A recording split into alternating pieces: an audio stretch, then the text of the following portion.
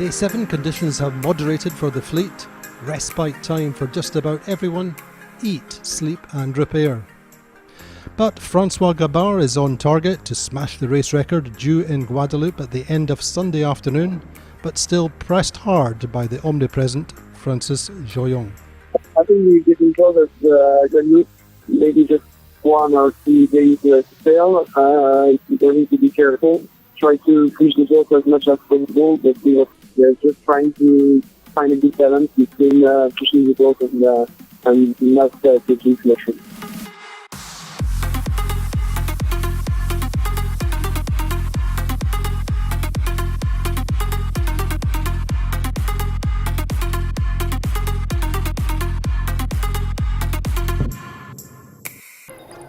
The new multi-50 leader is Armel Tripon, looking sweet on Roté Chocolat, nearly 200 miles ahead. Behind him, 2 successive pit stops in the Azores. Former leader Thibaut Vauchel-Camus has a mainsail headboard car problem, and he's first to pit stop. Il y a la bombe qui est tombée. C'est ça, le chariot qui permet de monter la voile. Il a bloqué là-haut, qui a cassé. Donc, on va dire que dans tout à l'heure, il y a des plupart de chance et qu'on n'est pas très loin des Açores. On va aller sur l'île de San Miguel, depuis laquelle je suis passé cette nuit. On va trouver une solution pour repartir. Class 40s are out of the worst too, contemplating the high pressure in front of them for the leaders. It's Jack Trigger's birthday and his present is improved conditions. Hoping I've just completed my last tack of the whole race. That'd be nice, wouldn't it? You never tried to stack a boat this size on your own in a sea state like this. I really can't recommend trying it. It's not a pleasant experience. Anyway, onwards towards the trades. The Rhum classes are well spread, from lone leaders Sidney Gavinier back to 10th placed Laurent Joubert. There is 975 miles, and Pierre-Antoine leads the Rhum Maltese, Loic Perron happy in 6th.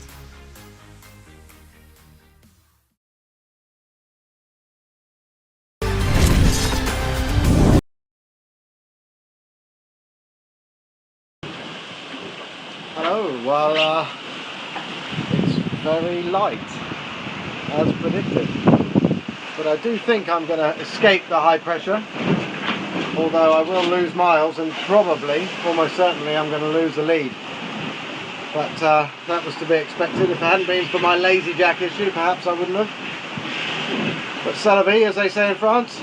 Be interested to see how the boats perform. They should be fairly close, and hopefully they won't be more than 50 miles away. So this boat goes very well downwind, so it'll be a good race from then on, hopefully.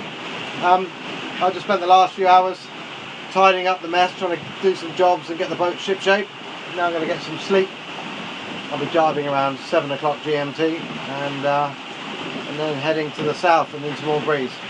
That's where the other guys are. They've already got more breeze where they are, to the slightly more south and further to the east. I just couldn't quite get there, unfortunately. But onwards and upwards. I'm looking forward to some sleep. I think I've probably only had 3 to 4 hours sleep in the 4 days I've been racing. So pretty tired. Cheers for now.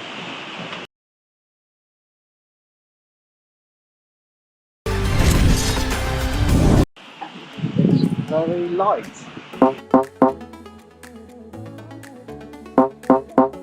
It's day 6 for the route to Rhum destination Guadeloupe, and there is definitely a feel-good Friday for those at the front.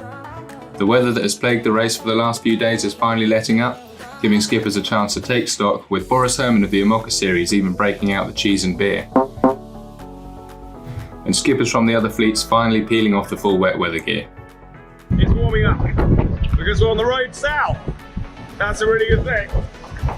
And I'm celebrating with first cup of tea. I'll even replace the offshore sailing boots for the Crocs. Sticking with the Class 40s, the 10 boats that chose to run the gauntlet of the rough weather have now broken away at the front and will be fighting it out for the 40 victory. Quite a few interesting sort of days of race. I'd never experienced that, so Now, as a sailor, as a navigator, I'm quite proud to have gone through that. I got wind up to 55 knots and some big swell. I've learned quite a lot of things on the boat, including one of the I've got a problem with the shroud, so I can't tack, which is a bit of a problem. None of these sailors will forget the early stages of the race. Gilles Lemire in the multi-50s is the latest to report some damage. Ben voilà le travail. Voilà, à tribord, je peux constater que le poste de barre, ça va être difficile de s'asseoir. Le poste de barre a été transformé en toilette à la turque. Entièrement arraché.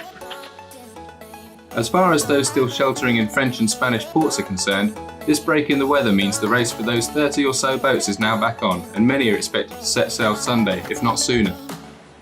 Ça y est, c'est le jour du départ. On va quitter le quai là dans 5 minutes. On était voilà, aux côtés d'autres concurrents, vous voyez derrière moi. Et aussi de ce côté-là. Et du coup, tout va bien. La météo va être bonne là pendant les 2 premiers jours. Ensuite, ça va être une autre histoire.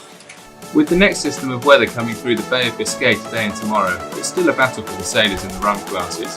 But as they get further south, it will be the tricky light airs they have to contend with.